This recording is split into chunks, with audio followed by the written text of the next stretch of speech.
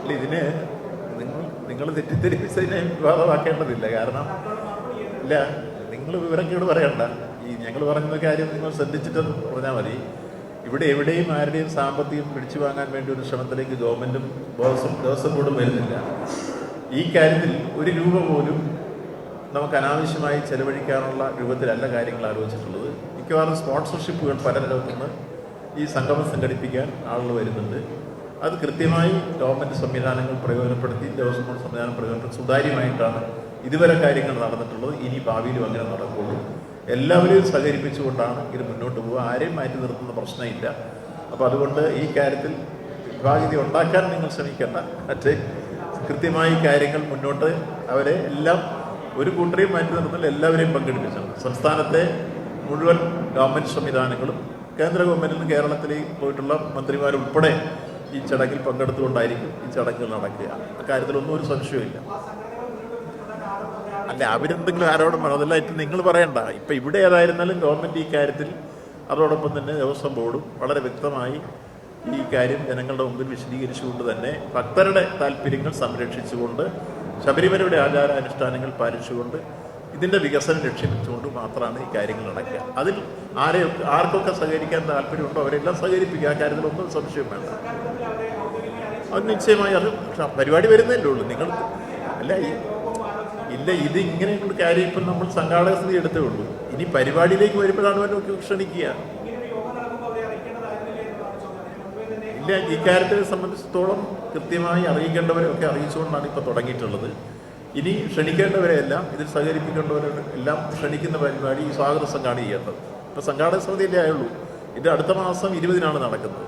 ആ നടക്കുമ്പോഴേക്കും ഇതിൽ ആരൊക്കെ വരാൻ താല്പര്യമുണ്ടോ അവരെല്ലാം ക്ഷണിക്കും, സംശയമൊന്നും വേണ്ട.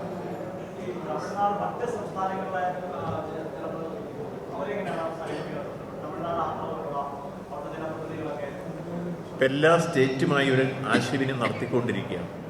ദേവസ്വം വകുപ്പ് മന്ത്രിമാരുമായി മറ്റ് സ്റ്റേറ്റുകളിൽ നമ്മളിപ്പോൾ ആശയവിനിമയം നടത്തി. അവിടുന്ന് വരാൻ താല്പര്യമുള്ള ആളുകളെയൊക്കെ പങ്കെടുപ്പിക്കാൻ വേണ്ടി നമ്മൾ പ്രത്യേക ക്ഷണക്കത്ത് കൊടുക്കുന്നുണ്ട്. പലരും ഇങ്ങോട്ട് ആവശ്യപ്പെട്ടു, ഞങ്ങളെല്ലാം വരാൻ തയ്യാറാണ് നടക്കുന്നത്. അപ്പോൾ ഇന്ത്യയിലെ മറ്റ് സ്റ്റേറ്റുകളിലെ ലോകത്തിൻ്റെ നാനാഭാഗത്തു നിന്ന് ഇവിടെ വന്നു പോയിക്കൊണ്ടിരിക്കുന്ന തീർത്ഥാടകർ ഉൾപ്പെടെ ഈ കാര്യങ്ങളിൽ വരാൻ താല്പര്യം പ്രകടിപ്പിച്ചിട്ടുണ്ട്. അവരുമായി ആശയവിനിമയം നടത്തി അവരെ കൊണ്ടുവരാനുള്ള കാര്യങ്ങൾ നമ്മൾ നടത്തുന്ന നീക്കങ്ങൾ ആരംഭിച്ചു കഴിഞ്ഞു. ഒപ്പം ഇതിൽ സംഘാടക സമിതി മാത്രമേ ഉള്ളൂ. ഇനി ഇതിൽ വന്ന് പങ്കെടുക്കേണ്ട ആളുകളെല്ലാം നമ്മൾ ആരെയും മാറ്റി നിർത്തുന്നത് എല്ലാവരെയും കൂട്ടിച്ചേർത്താണ് അവരെല്ലാം ക്ഷണിക്കുക.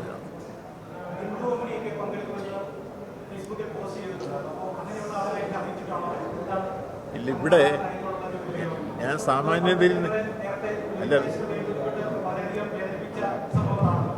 ഇവിടെ ഞാൻ ഒരു വാചകം പറഞ്ഞു, നിങ്ങൾ ശ്രദ്ധിച്ചില്ല. നിങ്ങളുടെ താല്പര്യം മാത്രമാണ് നിങ്ങൾ ഈ പറഞ്ഞുകൊണ്ടിരിക്കുന്നത്. അല്ല, കേൾക്ക്, അവരങ്ങനെ ഞാൻ ഒരു വാചകം പറഞ്ഞ് നിങ്ങൾ ശ്രദ്ധിച്ചിരുന്ന ഇങ്ങനൊരു ചോദ്യം ചോദിക്കില്ല.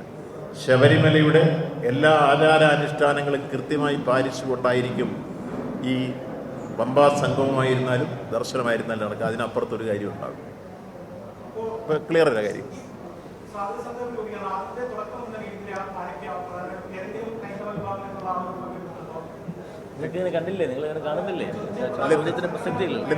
നിങ്ങൾക്ക് സാമാന്യ ധാരണ ഇല്ലാണ്ട് ഈ വേദിയിരിക്കുന്ന NSSന്റെ ജനറൽ സെക്രട്ടറിയുടെ പ്രതിനിധിയാണ്, SNDPയുടെ സ്ഥിതിയാണ്, മലയാളം. അല്ല, ഇവരെ ഒന്നും മനുഷ്യരായിട്ട് ഹിന്ദുക്കളായിട്ട് നിങ്ങൾ കാണുന്നില്ലേ? അല്ല, ഇക്കാര്യത്തിൽ നിങ്ങൾക്ക് താല്പര്യമുള്ള കാര്യം മാത്രമാണ് നിങ്ങൾ പറയുന്നത്. നിങ്ങൾ സാമാന്യ ധാരണയെ പ്രധാനപ്പെട്ട അല്ല ഇത് അതിൽ ഇല്ല, അത് നിങ്ങളോടല്ല മറുപടി, അത് അവരോട് പറഞ്ഞോളാം. ഈ കാര്യത്തിൽ ചോദിക്കുന്ന കാര്യത്തിൽ കൃത്യമായി ദേവസ്വം ബോർഡും ഗവൺമെൻറ്റും അവരോടൊക്കെ ആശയവിനിമയം നടത്തി ഈ കാര്യത്തിൽ അവരെല്ലാം പങ്കെടുപ്പിച്ചുകൊണ്ട് നടത്തുകൊണ്ട് ഞങ്ങൾ നേരത്തെ പറഞ്ഞു. അതിന് വ്യത്യസ്തമായിട്ട് നിങ്ങൾ പറയേണ്ട കാര്യമില്ലല്ലോ. ഇത് ഞങ്ങൾ നേരത്തെ തന്നെ പറഞ്ഞല്ലോ.